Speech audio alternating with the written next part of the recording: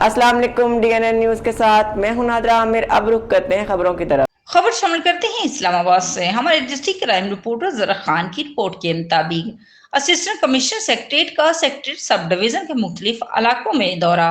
Assistant commissioner secretariat ने secretariat sub division के मुख्तलिफ इलाकों में कीमतों की चेकिंग की, पॉलीथीन बैग्स गैर मजाज इस्तेमाल और मजमूई तौर पर सफाई सुथराई का मुआयना किया और खिलाफी वर्जी करने वालों को कानून के मुताबिक जुर्माने आयद किए और तनबिया भी की गई।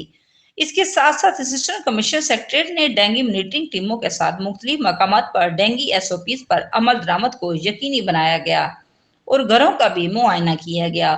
असिस्टेंट कमिश्नर सेक्रेटरीट ने एसओपीज की खिलाफ वर्जी करने पर 2 कबाड़खाने, एक एलपीजी एजेंसी सील कर दी, जबकि मालकान को गिरफ्तार करके थाने मुंतकिल कर दिया गया और दीगर खिलाफ वर्जी करने वालों को कानून के मुताबिक जुर्माने आयद किए गए और तनबिया भी की गई।